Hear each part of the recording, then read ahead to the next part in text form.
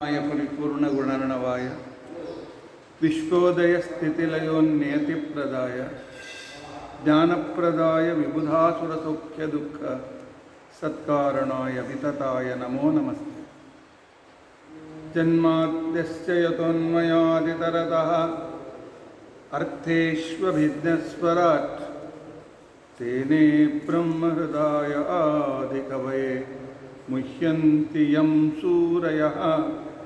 तेजो वारिमृदां यथा विनिमयो यत्र त्रिसर्गो मृषा धाम्ना स्वेन सदा निरस्तकुहकं सत्यं परं धीमहि।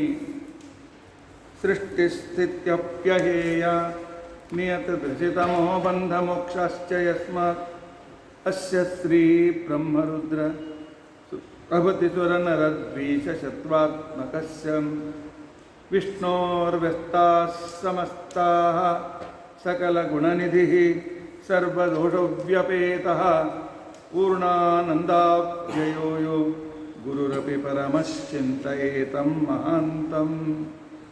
धर्मप्रोज्झितकैतवोऽत्र परमः निर्मत्सराणां सतां वेद्यं वास्तवमत्र वस्तु शिवदं तापत्रयोन्मूलनं।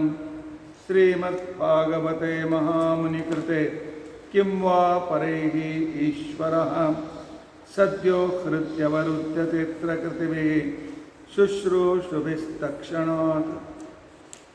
निगमकल्पतरोर्गलितं फलं शुकमुखादमृतद्रवसंयुतं पिबत भागवतं रसम् आलयं मुहुरहो रसिकाः भुवि भावुकाः। अभ्रमं भङ्गरहितम् अजडं विमलं सदा आनन्दतीर्थमतुलं भजे तापत्रयापहं। भवति यदनुभावादेडमूकोऽपि वाग्मी जडमतिरपि जन्तुर्जायते प्राज्ञमौलिः। सकलवचनचेतो देवता भारती सा मम वचसि निधत्तां सन्निधिं मानसे च। अस्मत्गुरुसमारम्भां टीकाकृत्पादमध्यगां श्रीमदाचार्यपर्यन्तां वन्दे गुरुपरम्परां। विद्यायां विबुधाचार्यं वेदज्ञानाब्धिचन्दिरं दुर्मतध्वान्तमार्ताण्डं सत्यध्यानमुनिं भजे। पञ्चाशद्वर्षपर्यन्तं सततं रामपूजकः श्री सत्यप्रमोदगुरुराट् भासतां नो हृदम्बरे। बन्धुस्त्वं गुरुरिष्टदैवतमिति त्वत्पादपङ्केरुहं प्राप्तं मां परिपालयेति सततं याचे निबद्धाञ्जलिः। चित्तं मत्कुणदोषचिन्तनविधौ नूनं मनान्मा कृताः श्री सत्यात्मगुरो त्वदङ्घ्रियुगलं हित्वा न मे सद्गतिः। यैरहं शुकवत् सम्यक् शिक्षितोऽस्मि कृपालुभिः तान् वन्दे धेनुपाचार्यान् तत्त्वज्ञानार्थसिद्धये। श्रीगुरुभ्यो नमः। हरिः ओं हरिः ओं हरिः ओं।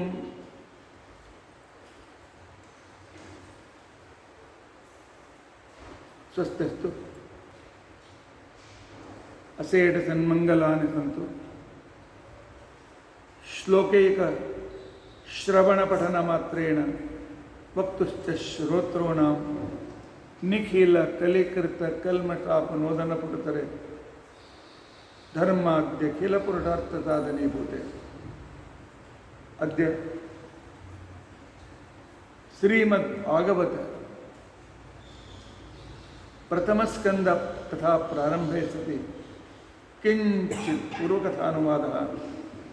हरिः ओं हरिः ओं हरिः ओं।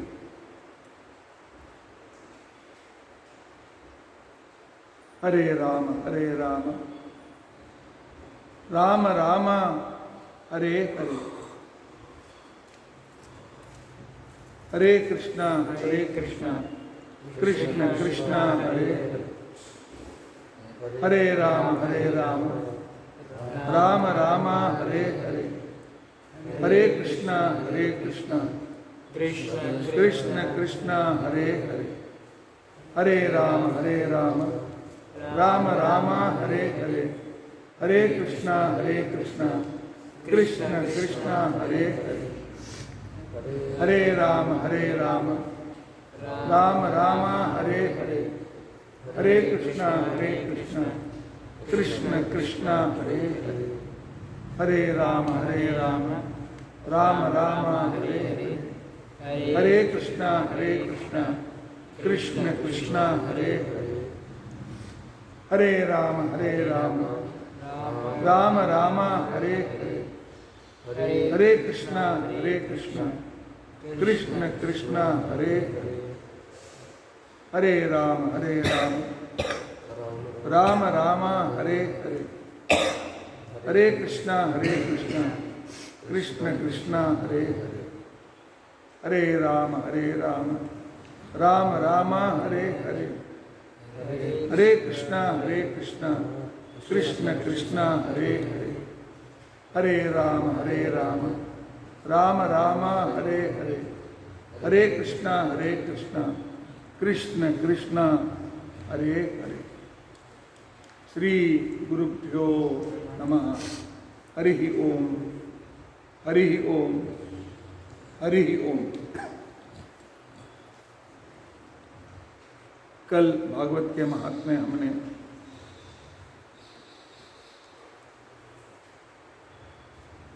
उसके फल के बारे में हमने सुना। भागवत के श्रवण से भगवत प्राप्ति के लिए अर्थात भगवान के अनुग्रह प्राप्त करने के लिए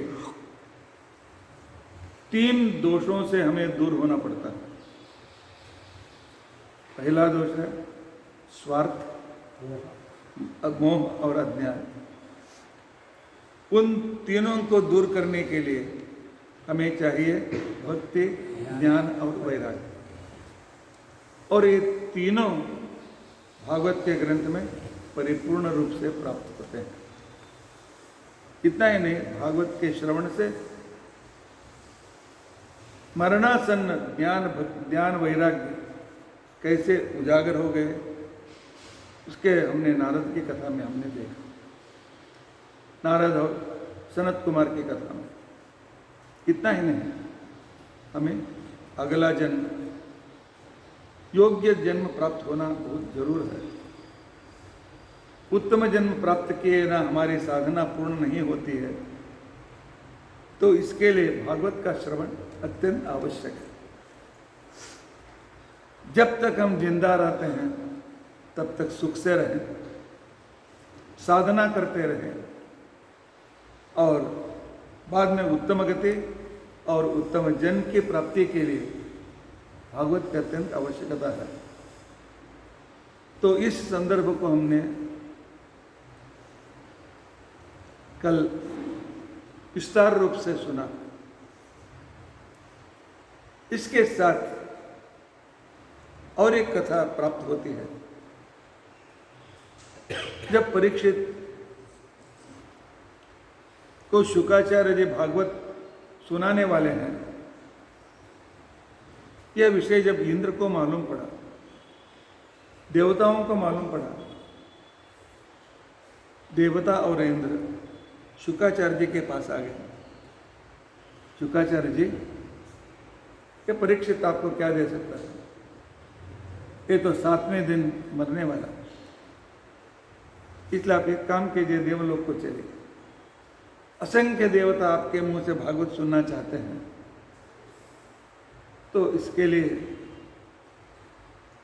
आप हमारे साथ निकल पड़े। शुकाचार्य जी ने कहा, नहीं, अभी मैं यहाँ से नहीं आ सकता, क्योंकि यजमान को मैंने वचन दिया है। भागवत में एक नियम है, एक बार भागवत सप्ताह करूंगा आपके यहाँ, उसके बाद कितने भी आमिष आ जाए, उसकी आशा में प्रवचनकार को नहीं पढ़ना है। इसके लिए मैं नहीं आ सकता। तुम जाकर परीक्षित राजा से पूछो। परीक्षित राजा जब हाँ आपकी जरूरत में आप जा सकते हैं तो बोलेगा तो अब जाओ, मैं आपके साथ आ जाता हूँ, चलो इन्हें पूछो उसके जाकर। तभी इंद्र परीक्षित राजा के पास गया और परीक्षित राजा से कहा, परीक्षित तुम्हें तक्षक आकर डसने वाला, मरण प्राप्त करोगे, लेकिन मैं तुम्हें अमृत ला करके दूंगा। पूरा अमृत कलश जो हमारे पास है तुम्हें ला कर दूंगा, पियो, आराम से जिंदा रहो और पूरी तरह से मरण के ऊपर तुम विजय प्राप्त करो। लेकिन शुकाचार्य जी को हमारे साथ दो। भागवत सुनकर क्या करो, और भी बहुत दिनों तक राज कर सकते हो। इसे सुनकर के परीक्षित राजा जोर से हंसने लगा, हंसा और कहा, इंद्र तुम मुझे कांच की मणि दे करके मुझसे हीरा लेना चाहते हो, तो तुम्हारा जो अमृत है यह कांच की मणि के जैसा है। कुछ भी हो, देवताओं को भी एक दिन मरना है, देवताओं को भी एक दिन मरण प्राप्त करना है, क्योंकि उनकी भी आयु होती है। तो इसलिए वो मुझे नहीं चाहिए। यह भागवत हमें मोक्ष प्राप्त करके देता है, भागवत हमें मोक्ष देता है। उस मोक्ष प्राप्ति के बाद किसी भी तरह से जनन मरण, किसी भी तरह की भी,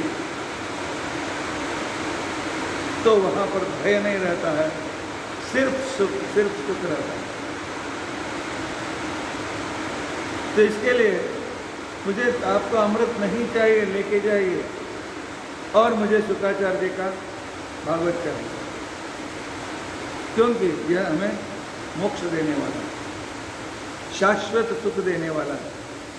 इसलिए आप लेकर के वापस चले जाइए। और अच्छा ठीक है, तो भागवत सुनने वाला किस तरह का रहना चाहिए? भागवत सुनने वाले के भी कुछ लक्षण हो सकते हैं। तो इसे सुनने के बाद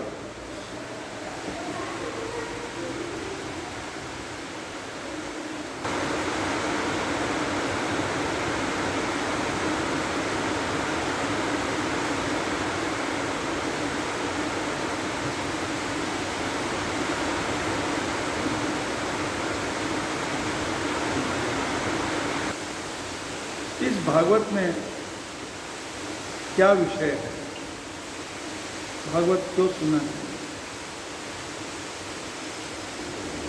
तो इसके लिए भागवत के शुरू में ही बताते हैं, धर्म प्रोचित गीतवोत्र परमः निर्मत्सराणां सतां वेद्यं वास्तवमस्तुतस्तुतिपदं तापत्रयोन्मूलनं श्रीमद्भागवते महामुनिकृते किं वा परैः ईश्वरः सद्यो कृत्यवरुध्यते प्रकृतिभिः शुश्रूषुभिस्तक्षणात्।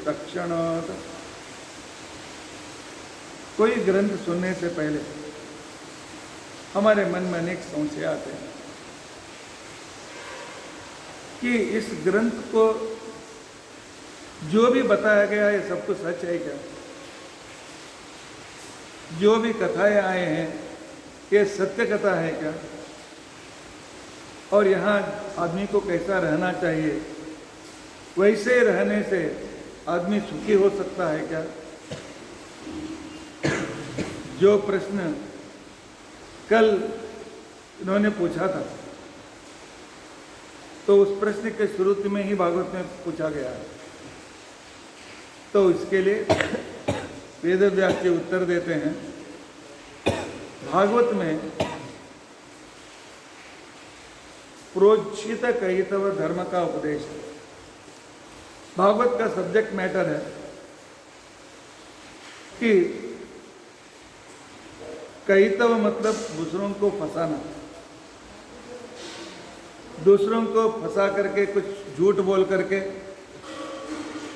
तो उनसे पैसे संपत्ति लेना, उसे कहते हैं कयितव।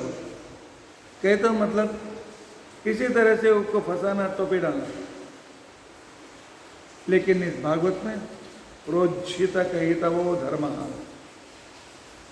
अत्यंत सत्य शुद्ध और किसी को भी किसी में भी किसी तरह से तो उसे फंसाने के लिए यह धर्म यहाँ का धर्म नहीं है। अत्यंत शुद्ध और सत्य, अत्यंत प्रामाणिक धर्म इस भागवत में उपदेश दिया गया है। निर्मत्सराणाम सताम, लेकिन उसके सुनने वालों में भी कुछ योग्यता होनी बहुत जरूरी है। सर्वसामान्यतया आदमी में दोष है कि मुझे पैसे कमाना है, पैसे कमाना है, पैसे कमाना है, ऐसा सिर्फ उतना ही नहीं है। वैसे देखेंगे तो भगवान उस व्यक्ति के अनुसार उसको पेट भर खाना देता है, रहने के लिए कुछ जगह भी दे देता है, किसी तरह व्यवस्था कर देता है भगवान, कपड़े भी देता है, रोटी कपड़ा मकान ये होते हुए भी लेकिन रोज लोग खुश नहीं है। उसको मुझसे ज्यादा पैसे मिलते हैं, उसको मुझसे ज्यादा पैसे, मैं 20,000 कमाता हूँ, वो 30,000 कमाता है, वो 40,000 कमाता है, वो 50,000 कमाता है। कितना भी मिलने पर भी आदमी तृप्त खुश नहीं रहता है। इस तरह का जो और चाहिए इस तरह आशा करने वाला जो है वह आदमी भागवत को समझ नहीं सकता, क्योंकि भागवत में सुनने में बैठने पर भी उसके मन में यही रहता है कि यहाँ से पैसे ज़्यादा कमाएं और से ज़्यादा कमाएं और कितना कमाएं। नहीं, भगवान ने जो आज दिया उसे खुश रहना चाहिए। कल क्या आता है हम बाद में देखेंगे। शास्त्र हमें सिखाता है आज तुम्हारे पास में आज जो मिला, आप कितना भी सर्कस करो इससे भी ज्यादा मिलने वाला नहीं है। यहां पर जो लिखा है आज उतना ही आपको मिलेगा। तो नहीं मिला नहीं मिला नहीं मिला रोते बैठेंगे तो क्या मिलता है? आज घर में सामान कम है, भाजी नहीं बनी है, सिर्फ दाल रोटी बन गई है। भगवान कहता है आज उतना खा करके पेट भरो, आराम से खाओ, आनंद से खाओ। लेकिन आदमी क्या, भाजी नहीं है मुझे खाना नहीं चाहिए, चटनी नहीं है मुझे खाना नहीं चाहिए, भैया नहीं है मुझे एक खाना नहीं चाहिए। तो भगवान कहता है आज का भी खाना गया, छोड़ करके उठ गए, वो भी नहीं मिला, और जो चाहिए वो भी नहीं मिले। आदमी को सुखी रहना है तो आज जो मिला है उसमें तृप्त होना बहुत जरूरी है। इसको कहते हैं निर्मत्सराणाम। और श्रोता को और कैसे रहना चाहिए? सताम, सज्जन होना चाहिए। सज्जन मतलब भगवान पर विश्वास रखने वाला। सत अर्थात सर्वोत्तम, उसका जन, उसका भक्त, सर्वोत्तम भगवान पर विश्वास रखने वाला होना चाहिए। जिसको भगवान पर विश्वास नहीं है उसे हजार उपदेश दो, कुछ भी नहीं उपयोग है। उल्टे घड़े पर पानी डालने के जैसे होगा, संपूर्ण व्यर्थ हो जाता। वेद्यम वास्तव वस्तु वस्तु शिवदम। और यहाँ जो भी वर्णित है, एक नहीं दो नहीं 18,000 श्लोकों का यह ग्रंथ है। 18,000 श्लोक है। वैसे तो हर एक श्लोक का भाव समझ करके आगे बढ़ना है तो कम से कम 4 साल लगते हैं।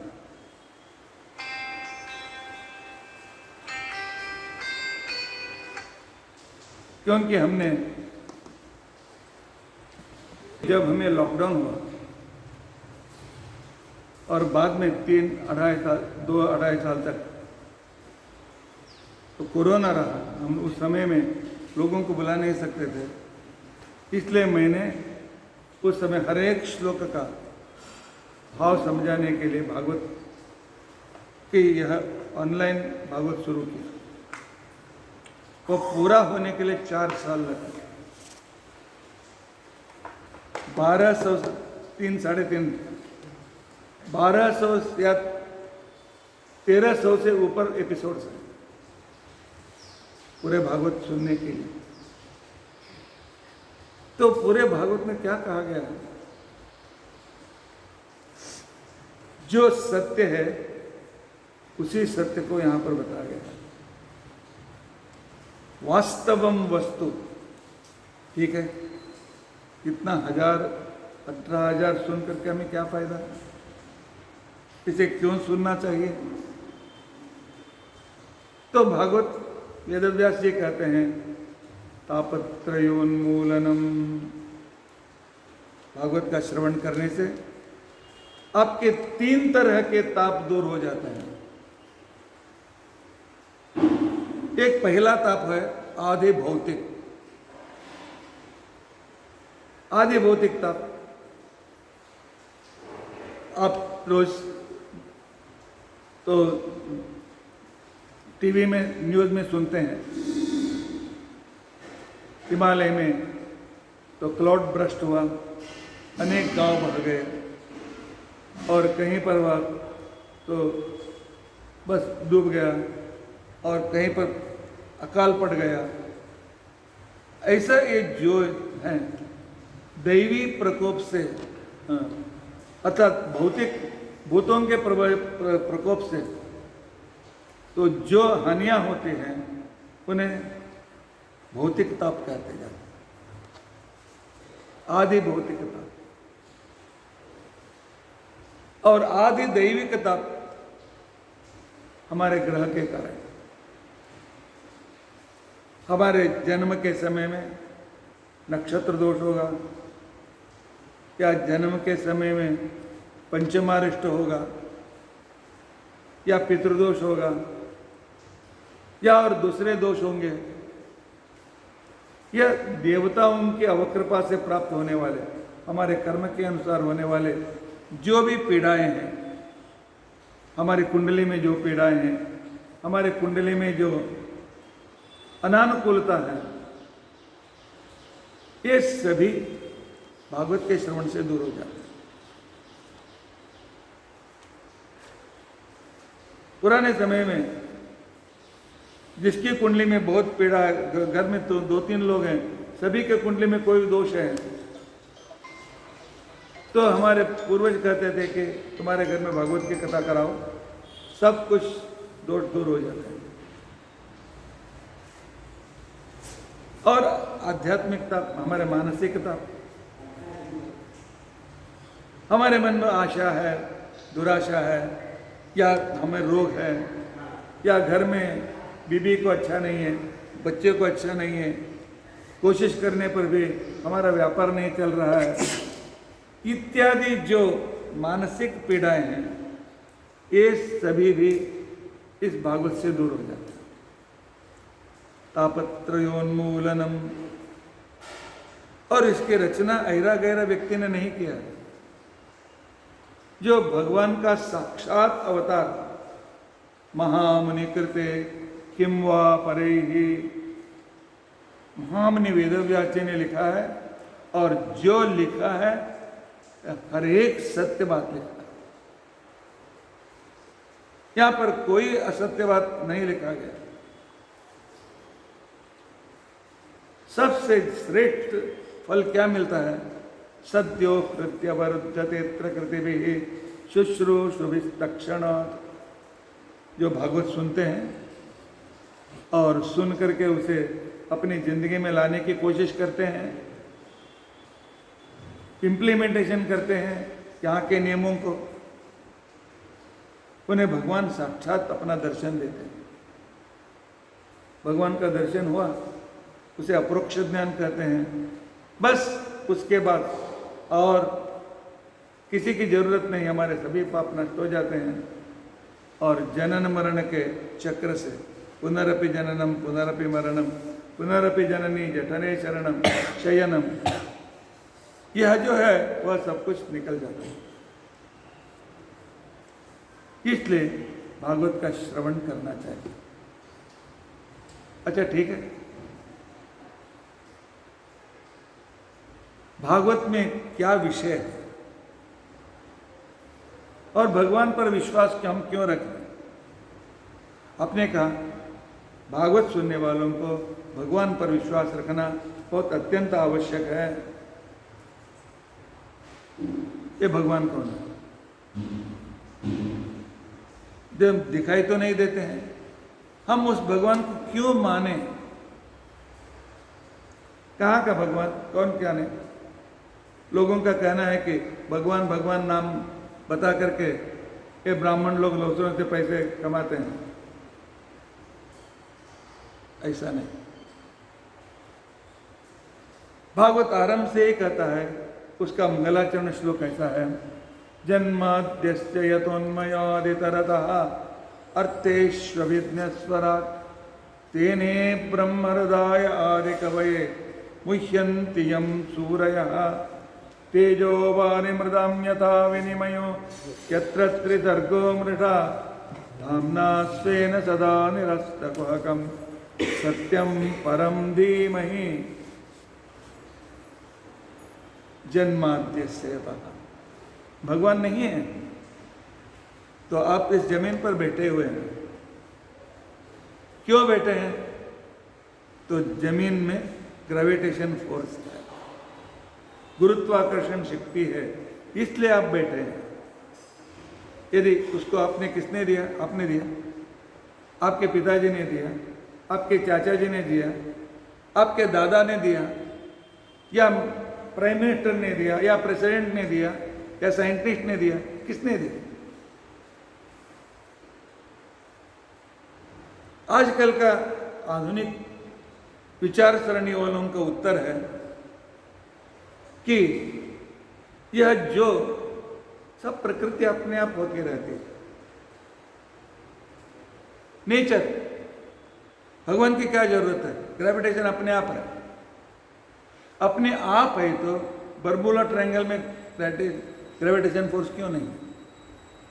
बर्मुला ट्रायंगल के पास जो भी जहाज जाते हैं, सिर्फ जहाज में विमान जाते हैं तो वहां पर ग्रेविटेशन शक्ति न होने के कारण सब उड़ जाते हैं, नहीं निकल जाते हैं, कहाँ जाते हैं मालूम नहीं। और जब आजकल स्पेस में जाने वाले विमान वालों को मालूम है इतने दूर जाने के बाद ग्रेविटेशन फोर्स नहीं है।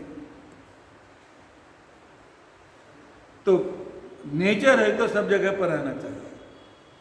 अच्छा ठीक है, आंख किसने दिया? माता पिता ने दुकान से आंख ला करके हमें लगाया क्या? नाक लगाया क्या?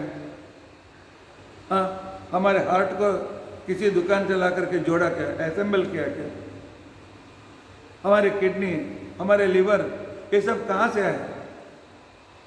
बस माता पिता संतान के लिए संबंध में आ गए और पिता जो है, पिता का वीर्य माता के पेट में बढ़ने लगा और उसमें इतना, जिस शरीर के अध्ययन के लिए, जिस शरीर में क्या क्या है, कैसे होता है, कब क्या होता है, क्या होना चाहिए, क्या रहना चाहिए, इसका अध्ययन के लिए सभी यूनिवर्सिटी में सैकड़ों साल से डॉक्टर रिसर्च कर रहे हैं। लेकिन डॉक्टरों का कहना है हमें अभी तक 30% एक्यूरेट मालूम पड़ा है और दूसरे हम हाइपोथेटिक से हम चिकित्सा करते हैं, विज्ञानियों का कहना है। तो इस शरीर का निर्माण किसने किया? इस शरीर में ज्ञानेंद्रिय कर्मेंद्रिय किसने दिया? इस शरीर में मन को किसने दिया, इस शरीर में बुद्धि को किसने दिया, बता सकते हैं? तब एक ही उत्तर आता है कि कोई एक ऐसी शक्ति है जो हमारी यह सब कुछ व्यवस्था करती है, और वही शक्ति है भगवान ईश्वर। इसी को हम भगवान कहते हैं, या ईश्वर कहते हैं, या विष्णु कहते हैं, या शंकर कहते हैं, या ब्रह्म कहते हैं, कुछ भी कहते हैं। नाम अलग अलग, मतलब एक ही व्यक्ति का अलग अलग नाम है, सभी भगवान विष्णु के नाम है। इसलिए भागवत के शुरू में ही पहला वाक्य कौन है? जन्माद्यस्य यतः। इस पृथ्वी का 8 क्रिया रोज चलते रहते हैं। पहले सृष्टि होती है, पहली क्रिया है सृष्टि, और उसके साथ उसका संरक्षण। भगवान ने सृष्टि किया, सूरज की सृष्टि हो गई, चंद्रमा की सृष्टि हो गई, सूर्यमंडल, चंद्रमंडल, बुधमंडल, शुक्रमंडल, मंगल, शनि, सभी। आपने कभी सुना है चंद्रमंडल जाकर के सूर्यमंडल से लग गया, उसका एक्सीडेंट हो गया? क्योंकि बहुत फास्ट घूम रहे हैं आकाश में। शुक्र जाकर के बुध से टकरा गया, कभी सुनते हैं? नहीं। भगवान ने उनको एक ऐसे ग्रेविटेशन फोर्स में रखा है, उसी में घूमते रहते हैं, दूसरे की कक्षा में नहीं आते। इसका कंट्रोल करने वाला कौन है? स्थिति संरक्षण करने वाला भगवान ने। हमने जन्म दिया, उसके साथ खाना भी दिया। एक बीज बोते हैं और धान में 600 से 700, कभी कभी 1200 धान्य हमको मिलते हैं एक क्विंटल में। बीज एक, लेकिन मिला 700-800। ये कैसे होता है? क्या हम उस बीज को ला करके टुकड़ा टुकड़ा करके 700 कर सकते हैं? नहीं। कितना ही नहीं, लय भी होता है, विनाश भी। तीसरा, अरे विनाश भी भगवान के देन है। हाँ, देन है। हमारे शरीर में रक्त का अभिसरण जो है, रक्ताभिसरण जो हो रहा है, वह अपना काम करके उसको वह मर जाता है, नया रक्त उत्पन्न होता है।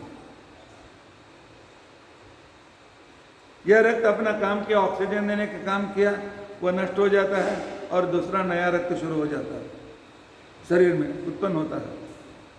यदि पहले का ही रक्त नहीं हुआ, नहीं चला गया, तो उसको बोलते हैं ब्लड कैंसर। नया रक्त उत्पन्न नहीं हो रहा है, पहले रक्त तो कुछ विकृति में पोल्यूट हो रहा है, उसको कहते हैं ब्लड कैंसर। लेकिन हर एक को कि हम अपना रक्त मिनट में शुद्ध कर रहे हैं,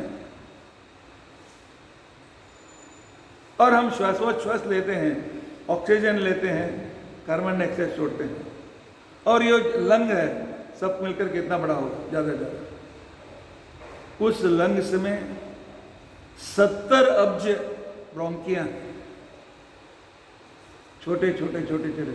ऑक्सीजन लेते हैं और रक्त में उसे मिलाते हैं, फिर ऑक्सीजन लेते हैं, रक्त में मिलाते हैं, पूरे शरीर को ऑक्सीजन मिलता है। इसकी व्यवस्था किसने की? उत्पन्न होते हैं, नष्ट होते हैं, नया आता है। पत्ते आते हैं, हरे पत्ते आ जाते हैं, फूल आते हैं, फल हो जाते हैं, बाद में पत्ते पीले होकर नीचे गिर जाते हैं, नए पत्ते आते हैं। नई सृष्टि के लिए विनाश भी अत्यंत आवश्यक है, पुराना जाना आवश्यक है, नए का आना आवश्यक है। यह व्यवस्था किसने की? और नियमन, कंट्रोल, पूरा कंट्रोल है भगवान में। वर्षा ऋतु चल रहा है, बरसात आ रही है, बरसात के 4 महीने, बरसात के 4 महीने के बाद तो हमें ठंडियों के दिन आते हैं। क्यों? गर्मी क्यों नहीं आता है? भगवान में बरसात के बाद अर्थात वर्षा के बाद तो ठंडियों के सर्दी के दिनों को क्यों रखा? क्यों रखा? तो बरसात से जो धान में कण उत्पन्न होते हैं, वो कण सिर्फ ऊपर से सूखना चाहिए, अंदर से नहीं। अंदर उसका जो सत्व होता है वो जिंदा रहता है। यदि बरसात के बाद ही गर्मी के दिन आ गए तब क्या होता है? पूरा धान सूख जाता है, आपको सिर्फ मिलेगा उसका छिलका। पूरा धान छिलका होता है, लेकिन ऐसा नहीं रहता है। गेहूं जो है ऊपर का छिलका सूख जाता है, अंदर उसका पिष्ट भाग है वह गीला ही रहता है। गीला मतलब जिस तरह पिष्ट होने के लिए तैयार रहता है, पूरा छिलका नहीं बन जाता है। उसको सिर्फ ऊपर के सूखने के लिए उसने सर्दी का काल लाया और उसके बाद गर्मी का काल लाते हैं। क्यों? बरसात होने के लिए बाष्पीकरण होना जरूरी है। सूर्य के किरण के जब गर्मी नहीं आती है तो बादल तैयार नहीं होते हैं, समुद्र के पानी का बाष्पीकरण नहीं होता। टाइम टेबल है, प्रकृति का टाइम टेबल किसने तैयार किया? भगवान ने किया। इसे समझना बहुत जरूरी है। सृष्टि, स्थिति, लय, नियमन। और उसके बाद जीव जंतुओं को ज्ञान। हमारे चमड़े को एक ज्ञान दिया है, यह ठंडा है या गर्म है। थोड़ा हाथ डालते हैं तो गर्मी लगती है, हाथ निकाल लेते हैं। नहीं तो जलते दिया को हम रखते हैं, जहां पर गर्म नहीं लगता है तो वहां के जल कर खाक कर देता है, मालूम ही नहीं पड़ता। थोड़ा सा शौक लगते हाथ निकाल लेते हैं, क्योंकि उसका ज्ञान भगवान ने दिया है। चर्म को स्पर्श का ज्ञान दिया भगवान ने, आंखों को देखने का ज्ञान दिया, आंखें देखने की ज्ञान की शक्ति दी, कान को सुनने का व्यवस्था उसने की, जीभ को रुचि लेने की व्यवस्था की, हाथ को काम करने का। यदि ऐसा नहीं है, यदि नाक उसने नहीं दिया है, हम सड़े वस्तुओं को भी खा लेते हैं, क्योंकि दुर्गंध आता ही नहीं है। हम किसी एक सूखा हुआ मल भी कुछ समझ करके खा लेते हैं, क्योंकि उसका दुर्गंध आता नहीं है। यदि हमके घ्राणेन्द्रिय को भगवान ने शक्ति नहीं दी तो उसके साथ भगवान ने अज्ञान भी दिया। अज्ञान क्यों दिया है? हम इनको देख करके हाँ बैठो बैठो बोल रहे हैं, लेकिन इसके शरीर में जो है सब कुछ दिखाई देने लगा मुझे।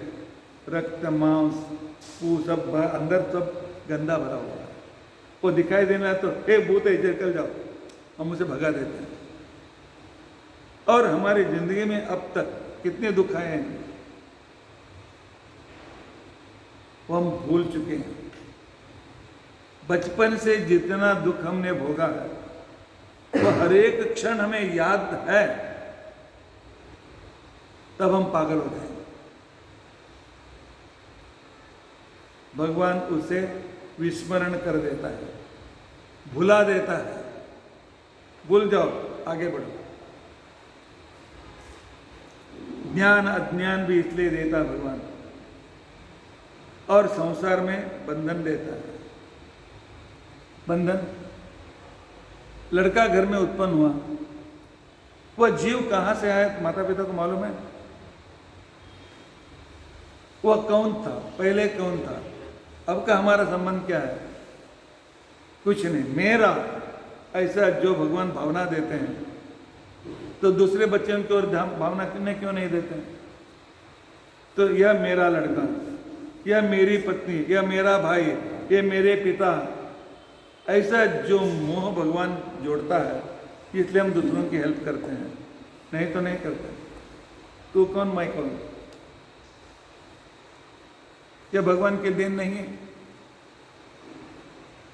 ज्ञान अज्ञान, बंध और मोक्ष और एक संदर्भ में भगवान हमें इस संसार से मुक्ति दिलाते हैं, जन्म मरण से मुक्ति भी देते हैं। इसके लिए कहते हैं जन्माद्यस्य यतः। एक शब्द में कहा भगवान सृष्टि स्थिति लय नियमन ज्ञान अज्ञान बंध मोक्ष कितना उपकार करता है वह व्यक्ति, इसके लिए उसको मानना है, उसके उपकार का स्मरण करना है। यदि हम स्मरण नहीं करेंगे हम आदमी रहने के लिए योग्य नहीं है।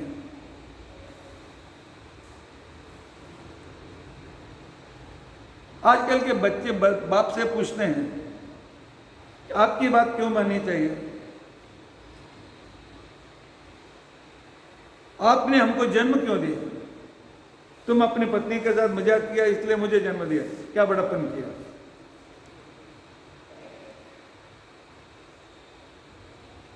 एक दिन मां के जैसे 2-3 किलो बांध करके 4 दिन घूमो मालूम पड़ता है। 9 महीने उसका वहन करते सहन करते हैं। उस समय शरीर में हार्मोन्स बदलते रहते हैं। उस समय अनेक तरह के अनेक विधान का अंतर बदलाव होता रहता है, लेकिन फिर भी सहन करते हैं।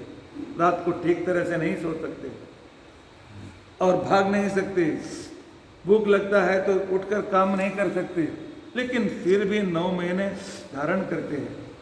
और यह पिता बचपन में तुम्हारे लिए 8-8 घंटा 10-10 घंटा ऑफिस में काम करके या खेत में काम करके या बिजनेस काम करके या तो यहाँ वहाँ दूसरों के हवाले करके हमें जो बढ़ाया है, तो कौन है? तुम्हारी बात क्यों माननी चाहिए? आदमी होता है क्या? जो उपकार को भूल जाता है वो आदमी नहीं होता। जिसका उपकार हमने एक दिन भी पाया उसको हम कभी स्मरण नहीं करेंगे और उसका पालन नहीं करेंगे, हम आदमी नहीं हैं। इसलिए हमारे शास्त्रों में एक कहानी आती है, एक राजकुमार था, वह बढ़ने लगा 10-11 साल से उसे तो तलवार कैसे चलाना चाहिए, बाण कैसा छोड़ना चाहिए और गदा युद्ध कैसे करना चाहिए सब घर में सिखाया गया। सब थ्योरी हो गई थी, प्रैक्टिकल कभी बाहर बैटलफील्ड में नहीं गया। 17 साल का हो गया था। एक दिन उसको मन में लगा सब बाण छोड़ना मुझे आता है, खड्ग चलाना मुझे आता है, ठीक है जंगल में जाकर का शिकार करके आऊंगा।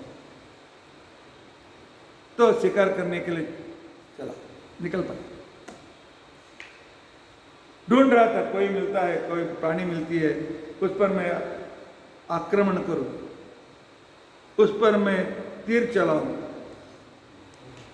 उसी समय पीछे से एक शेर की दहाड़ सुनाई दी। शेर का दहाड़ सुनाई दिया मुझे। मुड़ करके देखा 10 फीट पर एक शेर खड़ा है, इस पर छलांग लगाने लगा। अभी तक इतने नजदीक से शेर को देखा ही नहीं था, सिर्फ पिंजरे में देखा था। घबर गया, हाथ से धनुष छूट गया, थरथराने लगा। लेकिन फिर भी भगवान ने मनुष्य को एक 6th सेंस दिया, 6वां इंद्रिय भी मन को छोड़ करके, तो 7वां इंद्रिय समझे, वो 6वां कहते हैं, हम 7वां कहते हैं, कि इमीडिएट हमारा रक्षण कैसे करना चाहिए। भगवान उस तरह कोई मार्ग दिखाता है। तो उसने देखा बाजू में एक पेड़ था, हाँ शेर पेड़ नहीं चढ़ समझकर भागते गया, पेड़ पर चढ़ने लगा। आधा ऊपर गया था, उसके ऊपर एक अस्वल बैठा हुआ था।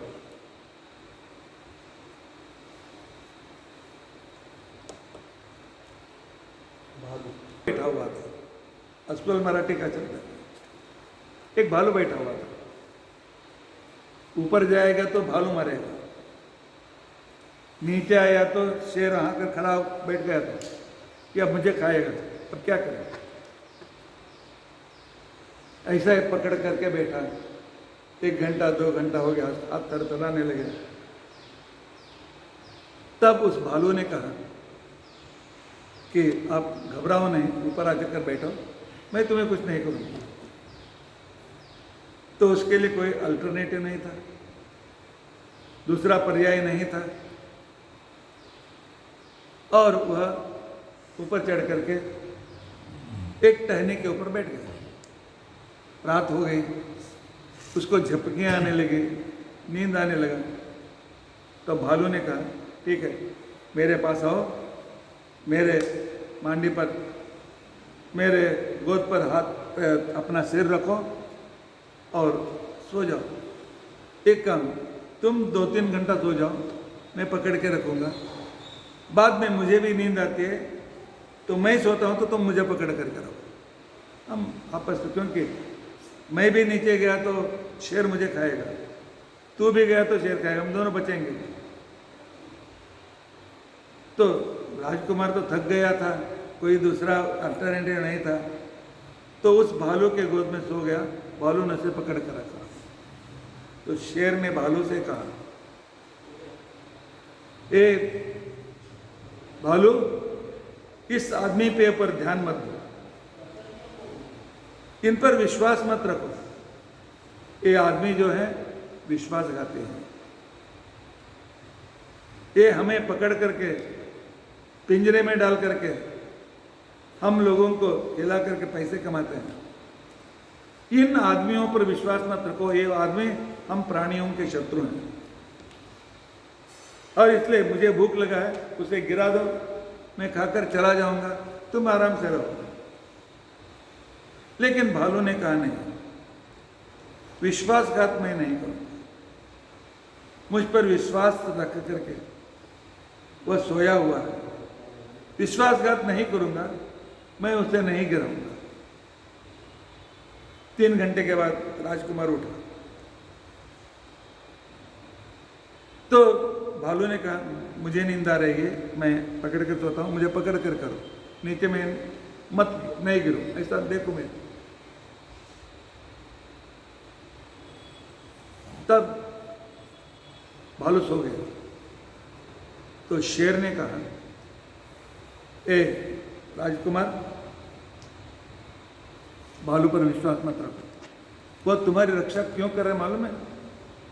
उसे अब तक भूख नहीं लगी।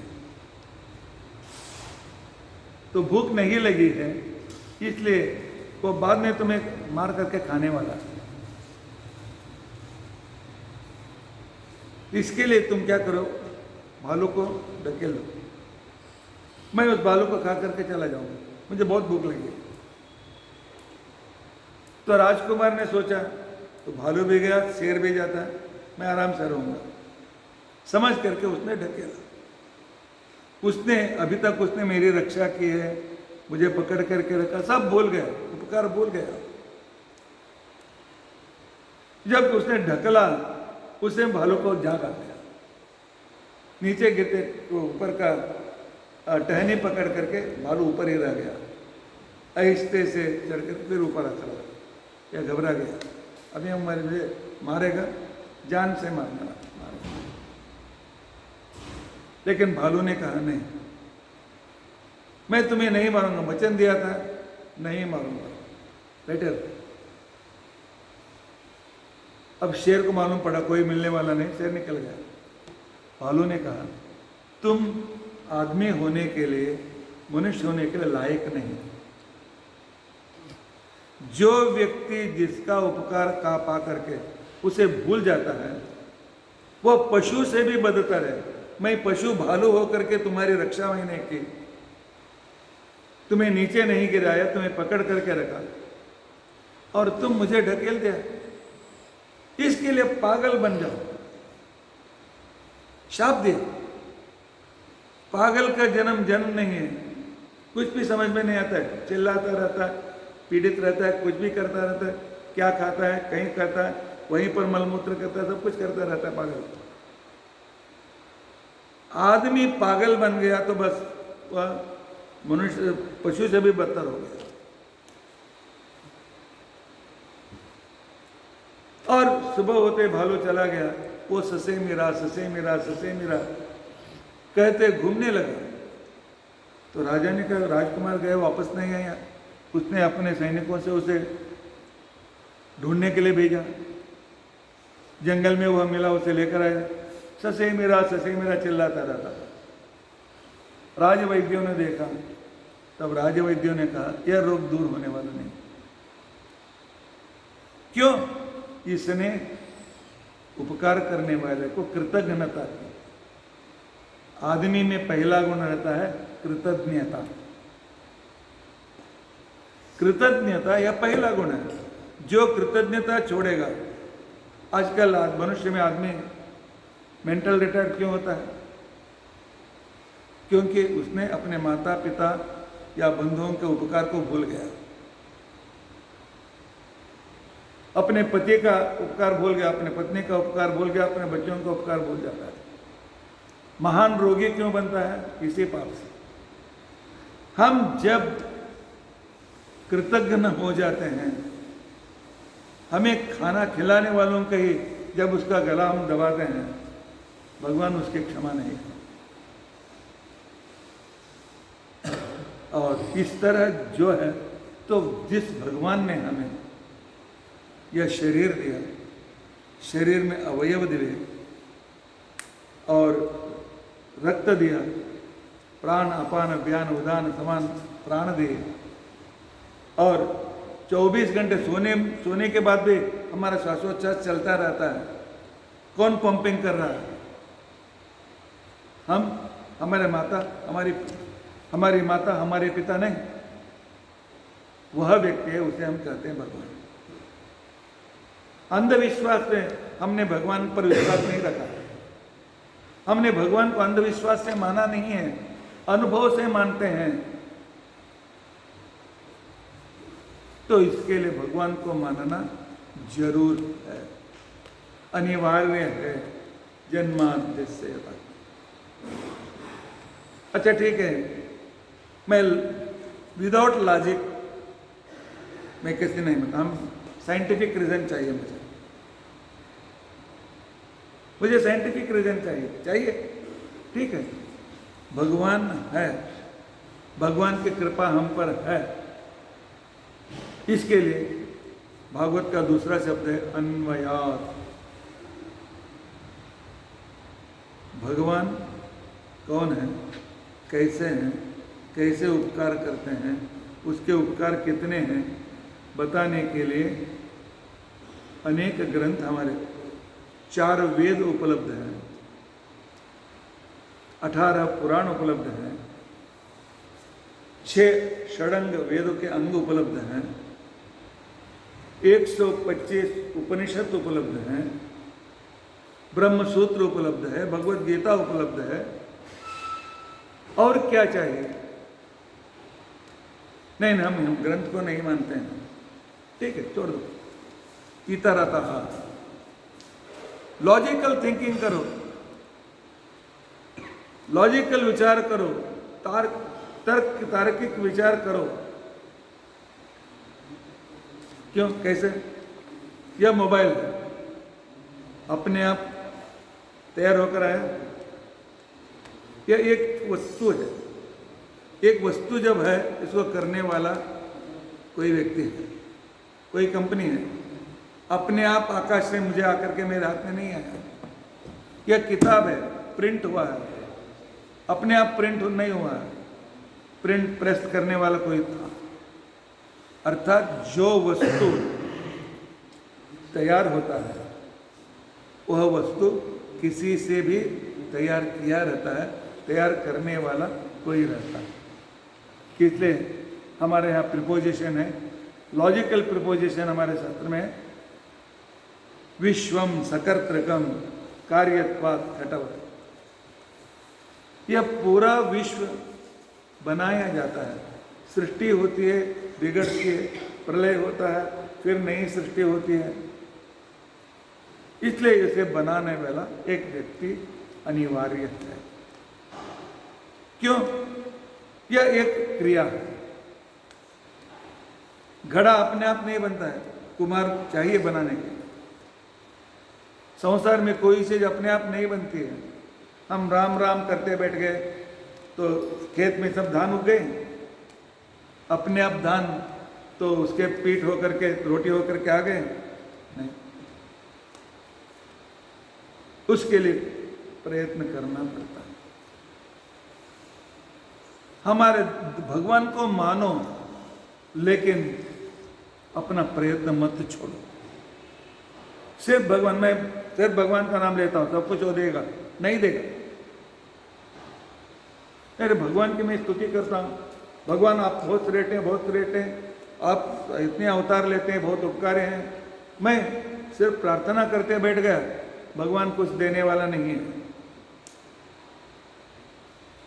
रोज आपको टीचर को स्तुति करो, आप बहुत अच्छे हैं, आपके जैसे कोई नहीं है, जैसे कोई नहीं है, आपको पास करेगा वो? तो कहते हैं पेपर लिखो, बाद में मैं दूंगा, पास करूंगा। अध्यापक के हाथ में मार्क देने का अधिकार है, लेकिन मैं सबको एक ही मार्क नहीं देता। जिसने अच्छा लिखा वो ज्यादा मार्क देता हूं, जिसको अच्छा नहीं। क्योंकि आजकल लोग पूछते हैं सब भगवान के संतान हैं, एक को दुखी क्यों रखता है, एक को सुखी क्यों रखता है, एक को बहुत सुखी रहता है, एक को कुछ भी नहीं मिलता है। इसका कारण है तुम्हारे प्रयत्न अभाव। उसने प्रयत्न किया, उसे मिला। आज नहीं किया तो पहले जन्म में किया, इसलिए अमीर के घर में उसने जन्म लिया। हमने वह काम नहीं किया, इसलिए गरीबी के घर में हमने जन्म लिया। करो वो भरो, कुरु भुंक्ष्व च कर्म निजम नियतम्।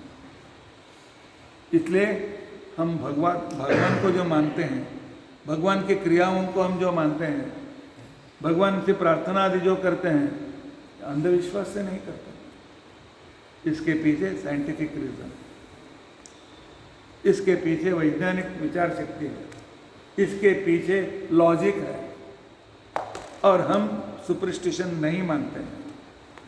जन्माद्यस्य यतोन्मयात् इतरतः, ठीक है, मान गए भगवान कहाँ बैठे हैं? वैकुंठ में। और मैं विरार में, बोलेंज में, उपवन कॉम्प्लेक्स में, एक तिरुपति मंदिर में मैं बैठा हूं। उसे कैसे क्या मालूम होता? मुझे क्या चाहिए तो मैं क्या कर रहा हूं उसे कैसे मालूम पड़ता है? उसे फोन करने वाला कौन है? इसके लिए भागवत उत्तर देता है, अर्थेष्वभिज्ञः। हमारे शास्त्र कितने लॉजिकली हैं। अब सुनिए, भगवान सर्वज्ञ है। भगवान सिर्फ वैकुंठ में नहीं है, मेरे बाजू में भी है, लेफ्ट में भी, लाइट में है, सामने है, पीछे है, मेरे हृदय में है।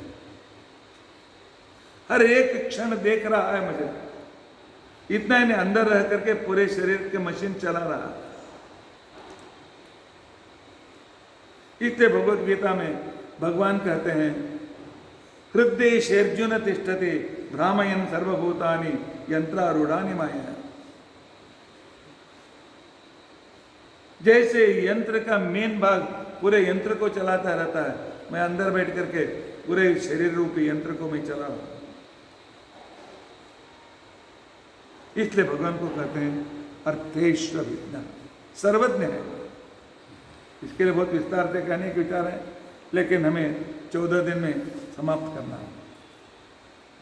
ठीक है,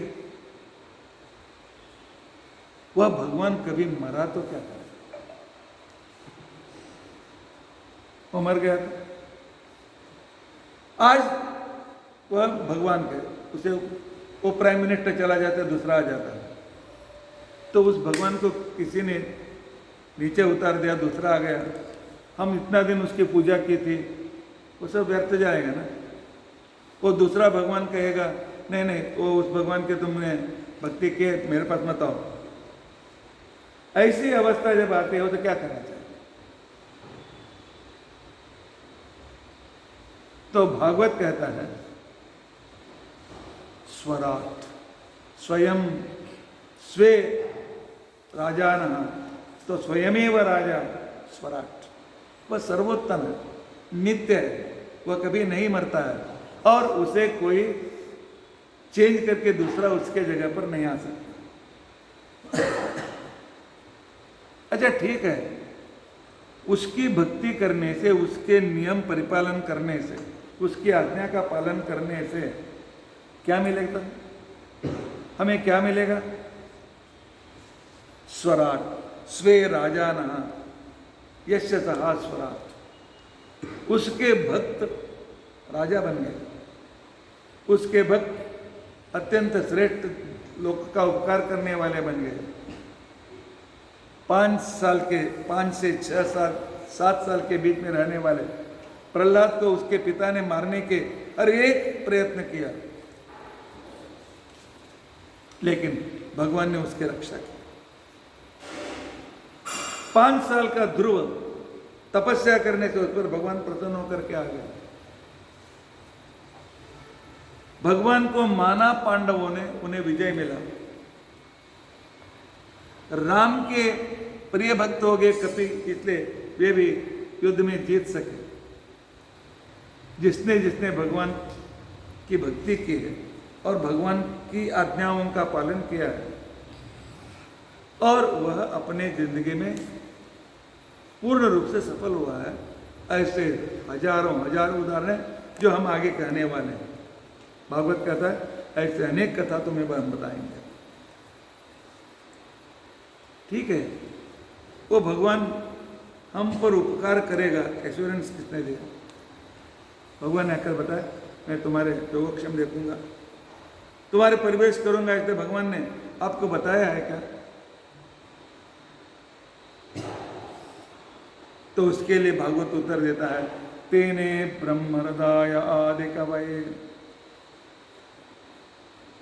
देखो, सबसे पहले जब भगवान शेषनाग पर सो रहे थे, सोने का नाटक कर रहे थे, उन्होंने संसार के सृष्टि करने के लिए अपने नाभि से एक कमल उत्पन्न किया और उस पर ब्रह्मा को जन्म दिया और ब्रह्मा को पूरा ज्ञान दिया।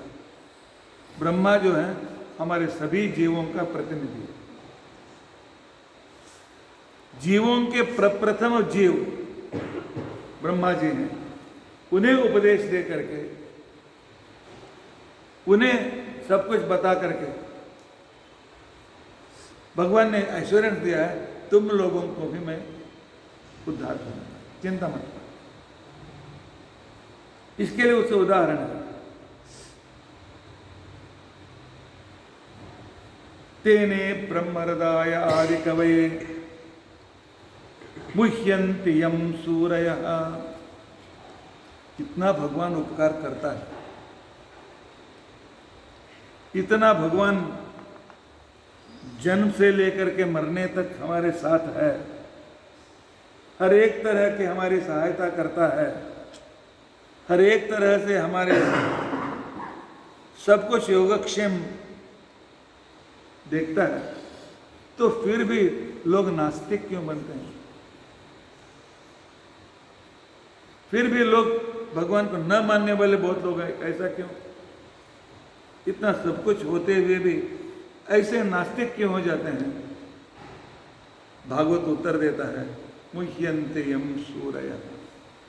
भगवान ने हमें परीक्षा करने के लिए, तुम ठीक तरह से मुझे मानते हो कि नहीं, तो इसलिए हमारी परीक्षा करने के लिए भगवान ने हमारी चारों ओर आकर्षक चीजों को रखा। वह खाना अच्छा है, तो पीना अच्छा है, आराम से सोना अच्छा है, सिनेमा देखना अच्छा है, मोबाइल पर टाइम पास करना अच्छा है। भगवान हमारी परीक्षा ले रहे हैं, क्योंकि भगवान कहते हैं कि तुम ऐसे ही पास नहीं करूंगा, तुम्हें कोशिश करना पड़ेगा। क्योंकि एग्जाम में क्वेश्चन दिए जाते हैं, ट्रू और फॉल्स, गलत उत्तर दिए जाते हैं, और एक उसमें ठीक उत्तर रहता है, ढूंढो। अरे इसे ढूंढने के क्यों करने का, गलत ठीक उत्तर बता दो ना उसको। नहीं, भगवान स्पून फीडर नहीं है। भगवान कहते कोशिश करो, प्रयत्न करो, तब अनुग्रह करूंगा। ऐसे सोए वालों को मैं कभी अनुग्रह नहीं करूंगा। तो इसके लिए भगवान ने हमारे चारों ओर ऐसे आकर्षण वस्तु रखा है, तुम उससे बच करके मेरे पास आ जाओ, तुम्हारा उद्धार करूंगा। इसलिए हर एक भगवान के भक्त नहीं होते हैं जो आकर्षण से दूर हैं, दो मोह से जो दूर हैं। तो मैं, लेकिन लोग मोह में पड़ जाते हैं, मोह में पड़ करके अपनी जिंदगी को बर्बाद करते हैं। आजकल तो जिंदगी बर्बाद करने के लिए बहुत साधन है। यह जो मोबाइल है, जब इसके एडिक्ट हम हो जाएंगे, बस जिंदगी बर्बाद हो गई। कुछ नाम करके ये देखो वो देखो, जो नहीं देखना चाहिए वह देखो, खेलते रहो। लेकिन इसका अच्छा उपयोग भी ले सकते हैं। आप बोलते हैं कि तुम जब इसके कहते हो तो तुम इसे क्यों, आप क्यों रखते हैं मोबाइल? मैं मोबाइल को रखता हूं, मेरे मोबाइल में मेमोरी में 2000 किताबें हैं, चारों वेद हैं, महाभारत है, 18 पुराण हैं, सब स्मृतियां हैं, सब ग्रंथ हैं। 2000 किताबें सिर्फ एक इसमें हैं। उसका अच्छा उपयोग भी लिया जा सकता है, उसका बुरा उपयोग भी ले सकता है। वह लेना हमारे हाथ में। एकदम धारदार चाकू, उस चाकू से दूसरे की जान भी ले सकते हैं, लेकिन डॉक्टर उसी चाकू से पेट या वह काट करके ठीक करके फिर उसे सी लेते हैं। वस्तु एक, और उसके उपयोग भला भी हो सकता है, बुरा भी हो सकता है। ठीक है, भगवान ने उपकार किया, भगवान ने उपकार किया, क्या किया? तेजो वारि मृदाम यथा विनिमयो यत्र त्रिसर्गो मृषा। भगवान में 3 तरह की सृष्टि करके हम पर उसने भगवान उपकार किया। पहले तेजस सृष्टि, भगवान सृष्टि के आदि से मत्स्य, कूर्म, वराह, नारसिंह, वामन, परशुराम, राम, कृष्ण, बुद्ध, कल्कि, जब जब संसार को तो दुष्टों से रक्षण चाहिए, उस तरह के अनेक अवतार भगवान ने लिया। बार बार लेते हैं, कभी कभी साधुओं के रूप में भेज देते हैं। लेकिन जो भगवान अवतार लेते हैं, सभी अवतार एक ही व्यक्ति के हैं। राम अलग नहीं, कृष्ण अलग नहीं, मत्स्य अलग नहीं, नरसिंह अलग नहीं है। जब जैसे चाहिए वैसा रूप लेकर के हमारे उपकार के लिए भगवान हमारे सामने खड़े हो जाते हैं। हमें किसी तरह से सहाय करते हैं। कभी कभी कोई गॉड फादर बन करके हमारे पास आकर उपकार करता है, तो भगवान उसमें रह करके हमारे पास आकर हमारा उपकार करते हैं। हम जब संकट में पड़ते आ जाते हैं, भगवान के शरण में जब जाते हैं, कोई ना कोई हमारी रक्षा कर देते हैं। इसको तेजस सृष्टि बोलते हैं। उसके बाद वारी सृष्टि, भगवान हमारा उद्धार करने के लिए नारद जी को भेजते हैं। भगवान ने शंकर को हमारे लिए भेजते हैं। भगवान हमारे लिए ज्ञानदेव को भेजते हैं, नामदेव को भेजते हैं, तुकाराम को भेजते हैं, और समर्थ रामदास को भेजते हैं, शंकराचार्य जी को भेजते हैं, रामानुजाचार्य को भेजते हैं, मध्वाचार्य जी को भेजते हैं। अनेक अनेक महात्मा जो अपने स्वार्थ छोड़ करके, अभी समझिए मोदी जी क्यों 20-22 घंटा कोशिश कर रहे हैं? किसके लिए? कोई उसकी पत्नी के लिए कर रहे हैं, अपने बच्चे के लिए कर रहे हैं, या अपने घर भरने के लिए किया है? उनका घर ही नहीं है। अपने 17-18वें साल में घर छोड़कर निकल पड़े। भगवान ऐसे आदमियों को हमारी भलाई के लिए भेज करके, भगवान हमारी भलाई करते रहते हैं। इसको कहते हैं वारी सृष्टि। और हम जो हैं, हमारे अंदर जो जीव है, आत्मा है, वो मरती नहीं। हम मरते हैं, इसका मतलब इस देह से बाहर आते हैं। या देह जड़ है तो ये चला जाता है, लेकिन हमें दूसरा शरीर प्राप्त होता है। जैसे पानी बर्फ बन जाता है, बर्फ फिर पानी बन जाता है। जैसे पानी बादल बनता है, फिर पानी के रूप में वापस आ जाता है।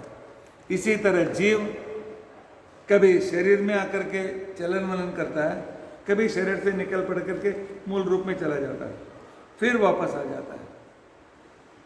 इसी तरह भगवान हमें अनेक जन्म दे करके और भी कोशिश करो, और भी कोशिश करो, और भी कोशिश करो, हमें कोशिश करने के लिए चांस देते हैं। कॉलेज में ग्रेजुएशन इत्यादि के लिए मैक्सिमम 4 या 5 बार चांस देते हैं, बाद में नहीं, फेल, चले जाओ। लेकिन भगवान ने बार बार जन्म देते हैं, और कोशिश करो, अभी मैं सहायता करूंगा, और एक चांस दूंगा। और मृत सृष्टि, नदियों की सृष्टि, पर्वतों की सृष्टि, बादल की सृष्टि। आदमी को पीने के लिए पानी चाहिए, H2O।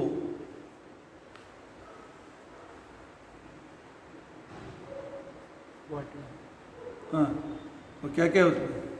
हाइड्रोजन, ऑक्सीजन, हाइड्रोजन और ऑक्सीजन। हाँ, H2O। हाँ, इतना पानी जो बरसा, इतना किसी ने मिक्स करके कंपनी से तैयार कर सकता है? हाँ, कितने कंपनी चाहिए उसके लिए? बहुत। इसके लिए भगवान का उपकार, इसको कहते हैं मृत सृष्टि। भगवान ने पानी की सृष्टि की, भगवान ने अन्न की सृष्टि की, भगवान ने फलों की सृष्टि की, भगवान ने अनेक वस्तुओं की सृष्टि की, भगवान ने दूध की सृष्टि की, सब कुछ सृष्टि की। एक दिन एक राजा था, उसके मन में आया कि मंत्री को बुलाया, मंत्री एक काम करो, भगवान है या मुझे प्रैक्टिकल करके दिखाओ। ग्रंथों में लिखा है, भगवत गीता में लिखा है, भागवत में लिखा है, नहीं मैं नहीं मानता हूं, मुझे प्रैक्टिकल चाहिए, 1 महीने का अवकाश तुम्हें दूंगा। तो तब मंत्री पर कैसे सामने भगवान है कैसे सिद्ध करूं? या शास्त्रों से सिद्ध कर सकता हूं या लॉजिक से सिद्ध कर सकता हूं, लेकिन प्रत्यक्ष से कैसे सिद्ध करना चाहिए? सोचा 28 दिन हो गए, एकदम बूढ़ा बन गया चिंता करते करते। तो उसके लिए 9 साल की एक पोती थी। तो पोती ने कहा, दादाजी, अजोबा, दादाजी आप यही से क्या चिंता कर रहे हैं, क्यों भूखे बैठे हैं, हमेशा सिर पकड़ करके बैठते हैं, क्या हो गया? अरे तुम्हें क्या मालूम, बहुत बड़ी समस्या है। राजा ने कहा, प्रत्यक्ष से मुझे दिखाओ भगवान है। कैसे, कहां से लेके आऊं? अरे दादाजी इतना छोटा सा प्रश्न, एक काम करो, परसों 30 दिन हो जाएंगे, मुझे भेज दो। अरे राजा जान से मारेगा तेरे को, मैं देख लूंगी। बस 31वें दिन सभा में सब इकट्ठे हो गए, पूरे नगर के लोग आए थे। आज मंत्री दिखाया गया, मैं तो मंत्री मरेगा। तो उसकी पोती गई राजा ने पूछा तुम्हारे दादाजी कहाँ हैं, मंत्री कहाँ हैं? अरे मंत्री जी, आप इससे छोटे प्रश्न के लिए हमारे दादाजी को क्यों आपने चैलेंज दिया? वे तो बहुत बड़े विद्वान हैं, मेरे जैसे छोटी लड़के आपको बता सकते हैं। आपको आपके सामने भगवान है, दिखा सकते हैं, दिखा। तो उसने ताली दी। तब एक गोपालक, गाय चराने वाला, गाय को लेकर आया। राजा ने पूछा, मैं भगवान को पूछा था, गाय के बारे में नहीं कहा था, थोड़ा ठहरे।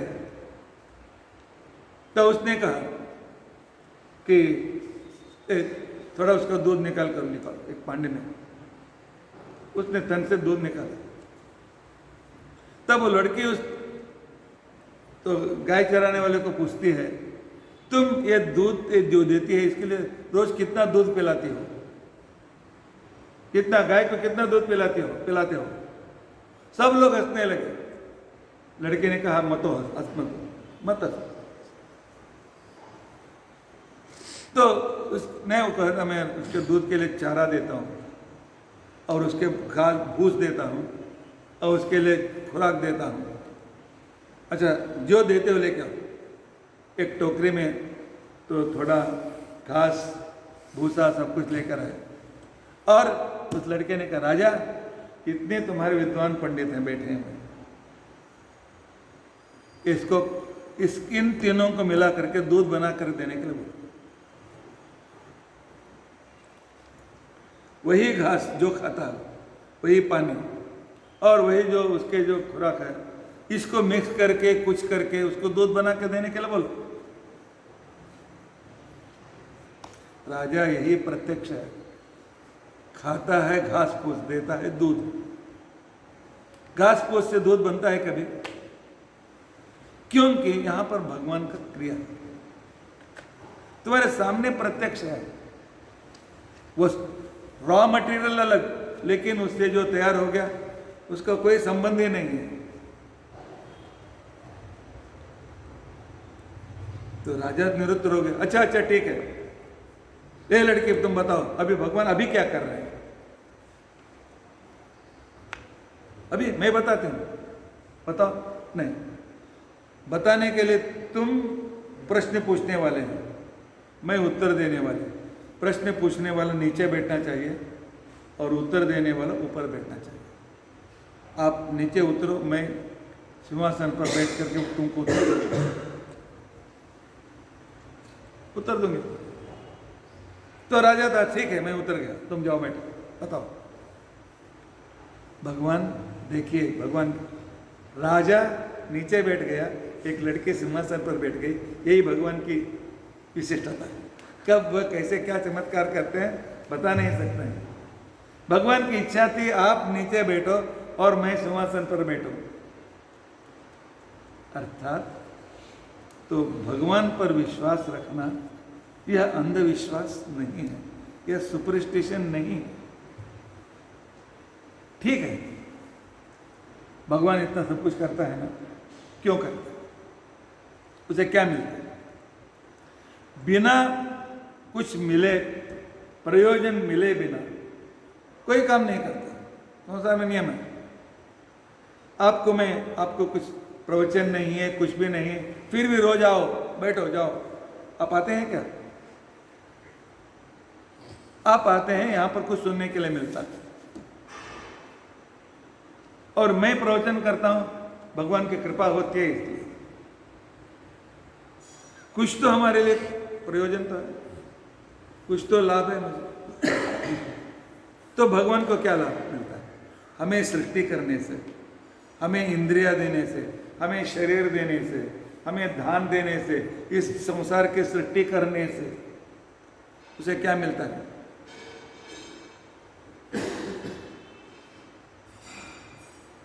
तेजो वारिमृदाम यथा विनिमयो यत्र त्रिसर्गो मृषा।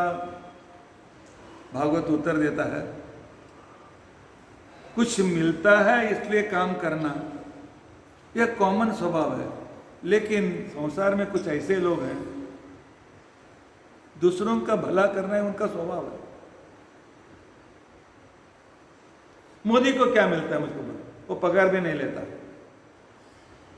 देश के लिए काम करना उसका स्वभाव है। मां को क्या मिलता है? रात रात भर जागती है। छोटे बच्चे रहते समय रोज हर एक तो तीन घंटे में मूत्र करता है, मल करता है, साफ करते है, फिर करते हैं, कुछ नहलाते हैं, सब कुछ करते हैं। उसे क्या मिलता है? नहीं, यह मेरा लड़का बड़ा हो, अच्छा हो। अनेक महात्मा जी हैं, स्वामी जी हैं, पीठाधीश हैं, संचार करते रहते हैं, उनको क्या मिलता है? संसार में मिलने से ही काम करना 99% लोगों का स्वभाव है, ठीक है। लेकिन कुछ ऐसे ही हैं जो कुछ भी पाए बिना हेल्प करते हैं। उससे कुछ भी नहीं मिलता लेकिन कुछ हेल्प करते रहते हैं, क्योंकि उनको इनकी जरूरत नहीं रहती है। तो फिर भी मन में कहता है भगवान खुश हो जाएंगे, ठीक है, करेंगे।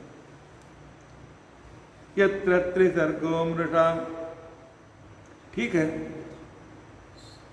जहां पर सब अच्छे एट्रीब्यूट्स हैं, गुण हैं, वहां पर कुछ दोष भी होते रहते हैं। क्योंकि हम जब कॉलेज में सीखते हैं, इकोनॉमिक्स किताब में रहता है, तो इस इकोनॉमिक्स से क्या लाभ मिलते हैं, उसके साथ दूसरा भी चैप्टर रहता है, उसके साइड इफेक्ट क्या है। दवा के साथ इससे यह लाभ होता है, इसके साइड इफेक्ट भी होते हैं। तो भगवान में इतने अच्छे गुण हैं, कुछ दोष भी होंगे, बताओ वो दोष कौन से हैं भगवान में? तो जहां पर गुण है तो वहां पर दोष है, जहां पर दिन है तो वहां पर रात होती है, यहां पर प्रकाश होता है वहां पर अंधकार होता है। तो भगवान में कौन से दोष हैं? तो इसके लिए कहते हैं गुण के साथ दोष होना जनरल नियम है, लेकिन भगवान के लिए अपवाद है। धामना स्वेन सदा निरस्त कुहकम, वो इतना अद्भुत सामर्थ्यवान है तो उसको इसमें कोई भी दोष नहीं। एक व्यक्ति जो है उसमें दोष नहीं है, वही भगवान है, क्योंकि अचिंत्य अद्भुत सामर्थ्य उसमें। पूरे संसार की सृष्टि करना उसे आता है, हमें एक घड़ा बनाना नहीं आता। और अच्छा, फिर वो दिखता क्यों नहीं? जब चाहिए देखने के दिखना चाहिए ना, नहीं वो दिखता नहीं, क्योंकि सत्यम परम, वह सत्य है, परम है, इसलिए दिखता नहीं। क्यों? सत्ययत ज्ञान और आनंद स्वरूप है, उसका शरीर हमारे जैसे फिजिकल बॉडी नहीं है। ज्ञान ही उसका स्वरूप है और आनंद ही उसका शरीर है। ज्ञानानंद शरीर वाला है।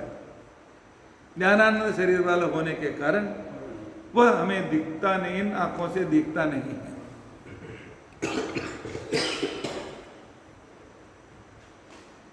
तो ज्ञान तो कैसे मालूम पड़ेगा? ज्ञान कैसे प्राप्त होगा? या ग्रंथ के अध्ययन से या उपदेश से? ग्रंथ के अध्ययन से भगवान है, ज्ञान प्राप्त होता है। ज्ञान अध्ययन से, उपदेश से, चिंतन से। इसलिए अध्ययन करो, शास्त्रों का अध्ययन करो, गुरुओं का उपदेश सुनो, तो भगवान के बारे में तुमको जानकारी मिलती है।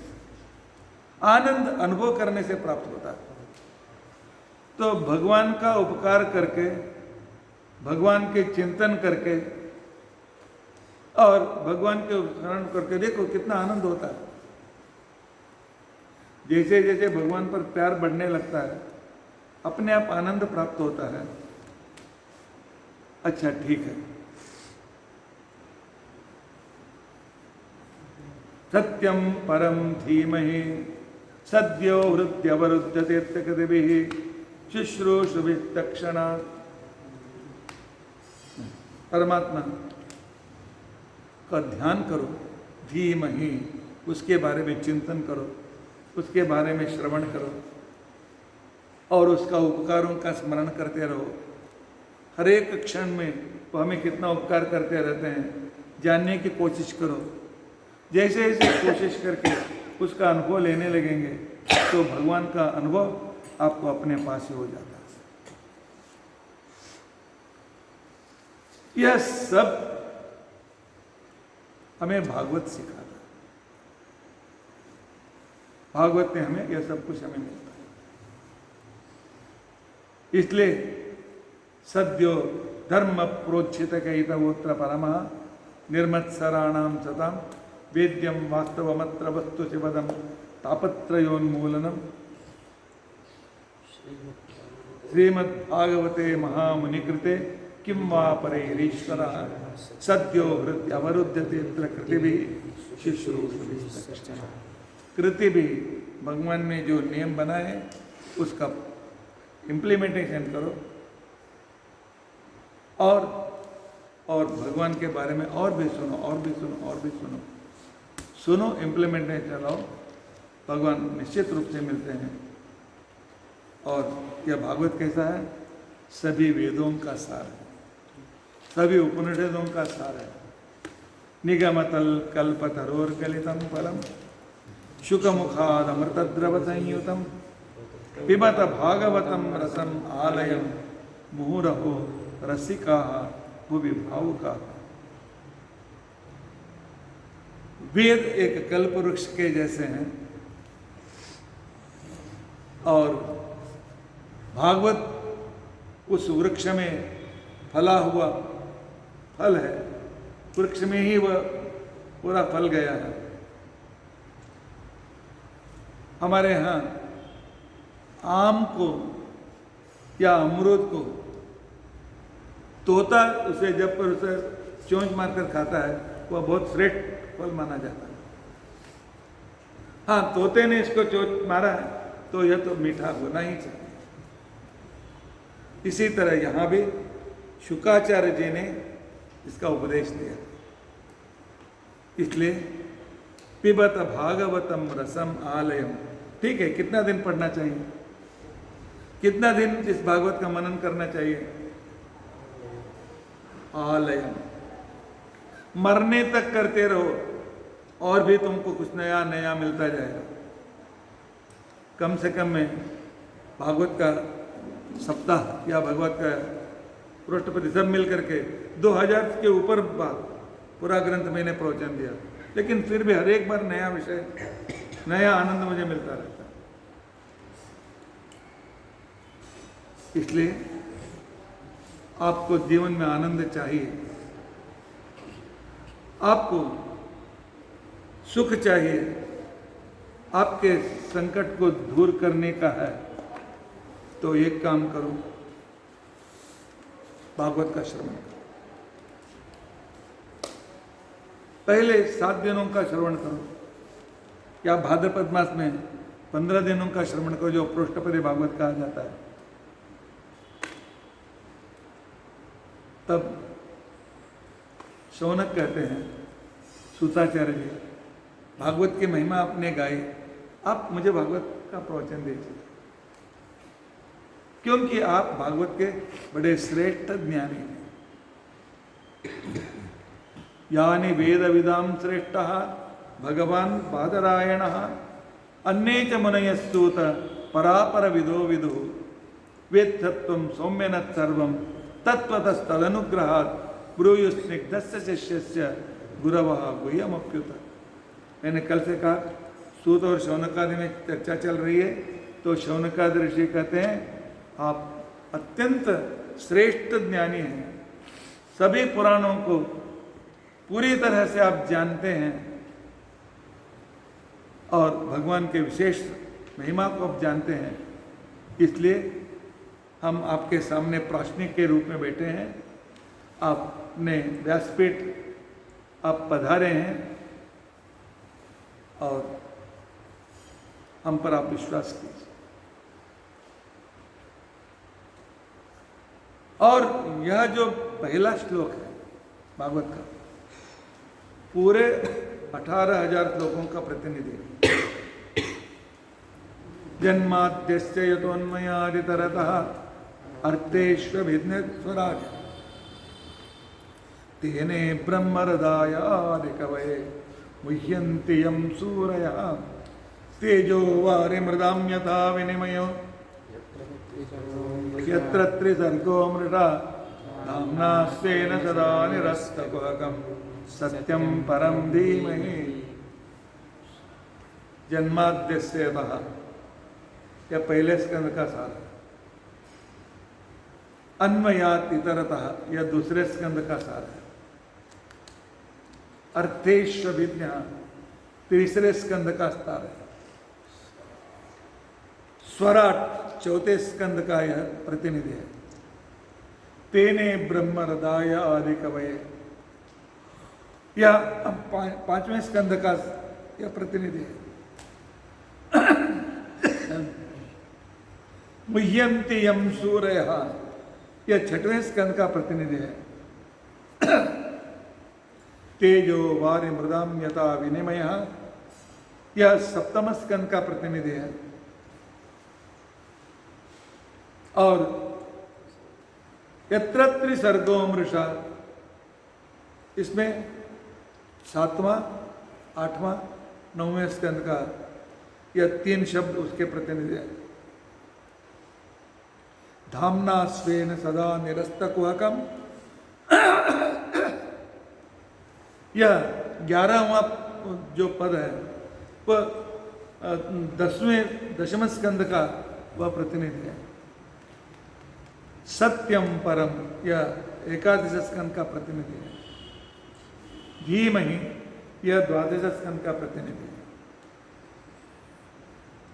जैसे जैसे हम स्कंद के बारे में आगे करते हैं, यह वाक्य पूरे स्कंद को किस तरह प्रतिनिधि के रूप में है, एक ही वाक्य में यह पहले कैसे मालूम होता है, हम यह कल से सुनने की कोशिश करेंगे। इसके लिए भागवत पर विश्वास रखना यह अंधविश्वास नहीं है, यह सुपरस्टिशन नहीं है। इस पर विश्वास रखिए और भगवान की कृपा प्राप्त करें और भगवान हम सब पर विशेष रूप से अनुग्रह करें। तो कल ठीक 5 बजे तो हम प्रथम स्कंद से लेकर के दूसरे स्कंदों के प्रमुख कथा और उसके रहस्य को जानने की हम कोशिश करेंगे। श्री कृष्णार्पणमस्तु। हरे राम राम राम हरे हरे, हरे कृष्ण कृष्ण कृष्ण हरे हरे, हरे राम राम राम हरे हरे, हरे कृष्ण कृष्ण कृष्ण हरे हरे, हरे राम राम राम हरे हरे, हरे कृष्ण कृष्ण कृष्ण हरे हरे, हरे राम राम राम हरे हरे, हरे कृष्ण कृष्ण कृष्ण हरे हरे, हरे उग्रं वीरं महाविष्णुं ज्वलन्तं सर्वतोमुखं नृसिंहं भीषणं भद्रं मृत्युं नमाम्यहम्। अच्युतानंत गोविंद स्मृतिमात्रार्थिनाशन रोगान्मे आशु धन्वन्तरे हरि, अक्षयं कर्म यस्मिन् परे स्वर्गितं प्रक्षयं यान्ति दुःखानि यन्नावता, अक्षरो योजन सर्वदेवामृताः कुक्षिगं यस्य विश्वं सदाजादिकं प्रीणयामो वासुदेवं देवतामण्डलाखण्डमण्डनं। श्रीकृष्णार्पणमस्तु। श्रीकृष्णार्पणमस्तु।